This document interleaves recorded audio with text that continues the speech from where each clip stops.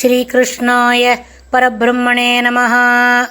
श्रीमद्भगवद्गीता ध्यानश्लोकाः।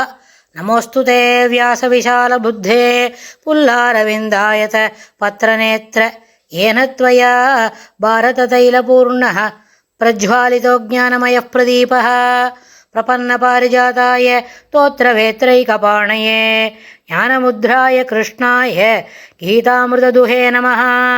सर्वोपनिषदो गावो दोक्ता गोपालनन्दनः पार्थो वत्सत्सुधीर्भोक्ता दुक्तं गीतामृतं महत्।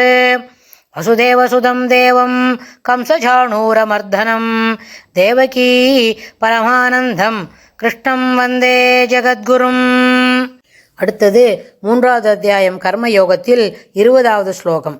கர்மணைவஹி சம்சித்திம் ஆஸ்திதா ஜனகாதயः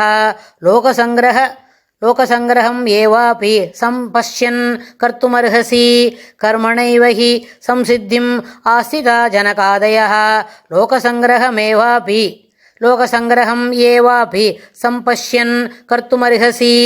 இந்த 20வது ஸ்லோகத்தில் பெருமாள் என்ன சொல்கிறார்? ஜனகாதயா, அதாவது ஜனகர் முதலான பெரியோர்கள் கர்மணா ஏவ, கர்மத்தினாலேயே சம்சித்தியும் உயர்ந்த சித்தியை அடைந்தனர் அன்றோ, ஆஸ்திதாகி அடைந்தனர் அன்றோ, அதுபோல அபீச்ச மேலும் லோகசங்கிரகம் உலகை நல்வழிப்படுத்துதலை சம்பஷ்யன் அதை கருதியும் கர்த்துமர்ஹசி கர்மத்தை செய்வதற்கே உரியவனாகிறார். இந்த மறுபடியும் இந்த ஸ்லோகத்திலையும் பெருமாள் என்ன சொல்கிறாருன்னு கேட்டால், ஜனகர் முதலான ராஜரிஷிகள் என்ன பண்ணுறா? அவளுடைய கர்மாவை விடாது செய்கிறா. என்ன தெரியுமா? மக்களை நன்னா பரிபாலனம், நாடு சிறப்பாக பரிபாலனம் பண்ணணும், அதுக்கு வேண்டிய எல்லா வேலைகளையும் விடாது செய்யணும், முதல் விஷயம். 2வது பற்றற்று இருக்கணும். இந்த வேலைகளை நம்ம செய்யணும் தான், அதுக்கு எந்த விதமான என்ன கிடையாது, ஈடுபாடும் இல்லை, ஆனால் அந்த வேலைகளை விடாது செய்யணும். அதில் என்ன, நெக்லிஜென்ஸ் ஆஃப் டியூட்டி இருக்காது, நெக்லிஜென்ஸ் ஆஃப் ஒர்க் இருக்குல்ல. மேலும் அதில் ஒரு கமிட்மெண்ட் இருக்கும். அந்த கமிட்மெண்ட் வேலை செய்கிறதுக்கு தான் கமிட்மெண்ட் இருக்குமே தவிர ரிசல்ட்டுக்கு இல்லை. ஏன்னா உள்ளன்போட ஒரு சின்சியர் எஃபர்ட்டோடு ஒரு வேலையை செய்யும்போது அந்த ரிசல்ட் எப்படி இருக்கும்? ஏற்றுக்கொள்ளக்கூடியதாக இருக்கும், எல்லாருக்கும் அதில் நன்மை பயக்கும். அதனால் ஜனகாதயா, ஜனகர் முதலான ரிஷிகள் அவருடைய கர்மங்களை விடாது செய்ததினாலேயே சம்பஷ்யன் எல்லாம் அவருக்கு என்ன கிடைத்தது? சிறப்பான உயர்ந்த சித்தியை அடைய முடிந்தது. ஆஸ்திதாகி அடைந்தனரோ, அதுபோல லோகசங்கிரகம் உலகத்தை பரிபாலனம் வேண்டும், நாட்டில் இருக்கிற ஜனங்களுக்கு காப்பாற்றணும். அதாவது இந்த இடத்துல நாடு என்பது ஒரு பூமி மண்ணு மட்டும் இல்லை, நாட்டில் இருக்கிற ஜனங்கள். அதாவது ஊர் சிரிக்கிறது அப்படின்னு சொன்னால் ஊர் எப்படி சிரிக்காது, அது ஒரு வேறு லெவலில் இருக்கிறது. ஆனால் ஊர் சிரிக்கிறதுனா ஊரில் இருக்கிற ஜனங்களை சிரிக்கிறது. அது எப்படி அதுபோல் அடுத்த நிலையில் அதை எடுத்துக்கிறோமோ, அதுபோல் லோகசங்கிரகம் என்று சொன்னால் உலகத்தில் இருக்கிற மக்களை பரிபாலிக்கணும், அவர்களுடைய தேவைகளை கவனித்து தர வேண்டும், அவர்களுக்கு தேவையான வசதிகளை செய்து கொடுக்க வேண்டும். அப்படின்னா அது ஒரு ராஜாவோட கடமை. ஆனால் இந்த ராஜா இப்போ என்ன பண்ணிட்டுருக்கான்? 3ஆவது நம்பரில் இருக்கிறவன், நான் இப்போ சண்டை போட மாட்டேன், ஐயோ இத்தனை பேரில் இருக்கேன், இதே எங்கள் தாத்தா வாக்கம், இது எங்கள் வாத்தியார் போய் அடிக்க சொல்கிற, என்ன கிருஷ்ணா தப்பு சொல்லித்தர நீ அப்படின்னு கிருஷ்ணா கட்டிய பாலை தூக்கி அவரோட கோர்ட்டில் போட்டு நான் சண்டை போட மாட்டேன்னு காண்டிவை தூக்கி கேட்டி வச்சுட்டு, எனக்கு ஒரே குழப்பமாக இருக்குது, எனக்கு எது சரியோ அதை நீயே சொல்லிக் கொடுப்பா, என்னால் முடியாது இவாளோட சண்டை போகிறதுக்குன்னு மறுபடியும் அப்படியே என்ன பண்ண அம்மண்டிட்டுன்னு தமான உட்காந்துக்கிறான். அப்போ தான் கார்பண்யத்தோபா என்னுடைய தவறான யோசனையை நேராக்கித்தா, அப்போ தான் நான் இதை செய்ய முடியும் அப்படின்னு சொல்கிறேன். அப்போ தான் பெருமாள் என்ன சொல்கிறார்? லோகசங்கிரகத்தாக வேண்டி நீ என்ன பண்ணணும்? உன்னுடைய கர்மாவை விடாது செய்யணும். ஒரு ராஜாவுக்கு என்ன கர்ம? சாப்பிட்டு தூங்குறது, நான் காட்டில் போய் சவம் பண்ணுறேன், அப்புறம் ஞானத்தை முதல்ல தேடின்னு வரேன். என்ன ஞானம் முதல்ல வேண்டியிருக்கு? முதல் ஞானமே என்னது? ஜனங்களை காப்பாற்ற வேண்டும் என்ற அந்த அறிவு எட்டின பிறகு அதற்குண்டான எல்லா முயற்சிகளும் செய்ய வேணும். அதுதான் முதல் லெவலில் இருக்குது. இதை விட்டு காண்டிவர்த்தத்துக்கு வச்சுட்டு என்ன பண்ணுற, நீ பாட்டுக்கு எங்கே கிளம்பி போகிறேன்றிய இல்லை, இதை விளங்கிக்கொள், இதை முதல் ஏற்றுக்கொள். என்னது அது? லோகசங்கிரகத்துக்காக ஒரு அரசன் பாடுபட வேண்டும். அதே மாதிரி அப்புறம் இதில் இன்னொன்று ஜனகாதயா அப்படின்னு சொன்னால், ஜனகர் முதலான அரசர்கள் என்ன பண்ணினா? லோகசங்கிரகம் உலகத்தை நல்வழிப்படுத்தி அதனால் வேற்றுமைகளை போக்கி ஒற்றுமையை வளர்ப்பது, இதுதான் லோகசங்கிரகம். நம்ம தாய் திருநாட்டு பாரத நாட்டுக்கும் இந்த வார்த்தைகள் சிறப்பாக பொருந்தும். எப்படின்னு சொன்னால் லோக சங்கிரகம் என்பது என்ன? உலகத்தை முதல்ல எல்லாரையும் நல்வழிப்படுத்தணும், அவளுக்கு போதுமான அளவுக்கு வசதி வாய்ப்புகளை ஏற்படுத்தி கொடுக்கணும். வறுமை கோட்டிற்கு கீழே இருந்தால் அவளுக்கு வசதிகளை கொடுத்து அவர்களை வறுமை கோட்டிலிருந்து மேலே தூக்கி கொண்டு வர வேண்டும், மேன்மை அடை செய்ய வேண்டும் ஒன்று. அப்புறம் நல்வழிப்படுத்தணும், அவளுக்கு என்ன பண்ணணும், யோசனைகள்லாம் தவறாமல் இருந்தால் எண்ண ஓட்டங்களை சீர்திருத்தி சிறப்பாக செய்து கொடுக்க வேண்டும். அது மாதிரி சீர்திருத்தி சிறப்பாக செய்து கொடுக்கும் முயற்சி செய்யும்பொழுது அங்கே என்ன பண்ணும், வேற்றுமைகள் குறையும்.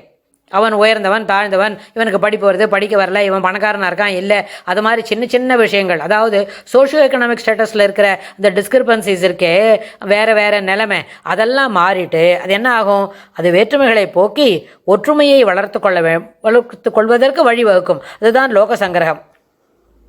அதாவது உலக வாழ்க்கையில் இருந்து கொண்டே ஆத்ம ஞானத்தை பெற்றவருக்கு உதாரணமாக ஜனங்கள் எப்பொழுதும் ஜனக மகாராஜரையே எடுத்துக்காட்டாக சொல்வர். ஜனக மகாராஜாவை சொல்கிறதுக்கு எப்படின்னா, அவர் பெரிய ராஜா தான். அந்த ராஜா என்ன பண்ணார், ராஜாவோட வேலையை விடாது செய்தார். ஆனால் அதே சமயத்தில் அவர் என்ன பண்ணார், ஆத்ம ஞானத்தை பெற்றவர், எந்த விதத்திலும் ஈடுபாடில்லை. தன்னுடைய அரண்மனையில் இத்தனைபடி அது நடக்கிறது அப்படின்னு சொன்னால் எல்லாம் சரியாயிடும், அதெல்லாம் சரியாக தான் இருக்குது, அங்கே ஒன்றும் நடக்காது, தவறு நடக்காது அப்படின்ற ஒரு மனதிடத்தோடு அவர் தன்னை என்ன பண்ண மாட்டார், அதில் போட்டு ஒரு பரபரப்பான நிலைமையை காட்டாமல் மனம் எப்பொழுதும் அமைதியாக இருக்கும் அப்படின்னு சொன்னால், அதுபோல் அமைதியாக இருப்பவர்களுக்கு இப்போ ஜனக மகாராஜாவா இவர் அப்படின்னு சொல்லி எடுத்துக்காட்டாக சொல்லக்கூடிய நிறைய இடத்த நம்ம பார்க்க முடியும். அதுபோல் மானிட ஜீவிய சரித்திரம் முழுவதிலும் இந்த உதாரணம் ஒன்றே தான் காணப்படுகிறது. இதுபோல் இன்னொருத்தர் இருக்காளா அப்படின்னு கேட்டால் இன்னொருத்தர் இருந்ததாக கூட நம்மளுக்கு தெரியல. அதெல்லாம் எந்த சரித்திரத்திலையும் எந்த இதிகாச புராணங்களிலும் நம்ம பார்க்க முடியல. மானுட ஜீவிய சரித்திரம் முழுவதிலும் இதை போல இந்த ஒரு உதாரணம் ஜனக மகாராஜா தான் கூறப்படுகிறது. நீ உலகில் இருந்து கொண்டே ஜனகரை போல இருப்பதாக நினைத்து ஏமாந்து விடாதே, அது எல்லாருக்கும் சாத்தியம் என்று. மேலும் இன்னொன்று கூட இங்கே ஒரு கொஞ்சம் ஹாஸ்யமாக ஒரு ஸ்டெப் கீழே இறங்கி ஹாஸ்யமாக சொல்லணும்னு சொல்லிட்டா, நிறைய பேருக்கு ஜனகன் அப்படின்னு சொன்னால் அப்பான்னு ஒரு பொருள் உண்டு. ஜனகபிதா அப்படின்னு சொல்கிறோன்னு வைங்கோ. ஜனகா அப்படின்னு சொன்னால் எல்லாரையும் என்ன அப்பாவாக இருக்கிறவருக்கு ஜனகன் அப்படின்னு பேருன்னு வைங்கோ. ஒருத்தனுக்கு 4-5 பசங்க இருக்கு, 7-8 பசங்க இருக்குன்னா அவனை கூட ஜனகன் அப்படின்னு நம்ம சொல்கிறோன்னா, அவன் குழந்தைகளுக்கு அப்பாவானதுனால தான் அவன் ஜனகனே தவிர ஜனகன்னு பேர் வச்சுன்றதுனாலே அவன் ஜனக மகாராஜாவாக ஆக முடியாது. அதாவது உலகில் இருந்து கொண்டே ஜனகரை போல் இருப்பதாக நினைத்து ஏமாந்து விடாது. பல மக்களை பெறுவதாலேயே பலருக்கு ஜனகர் என்னும் பெயர் பொருத்தமாகும். ஆனால் ஜனகரை போன்று அவர் பெற்ற ஞானத்தினால் அன்று.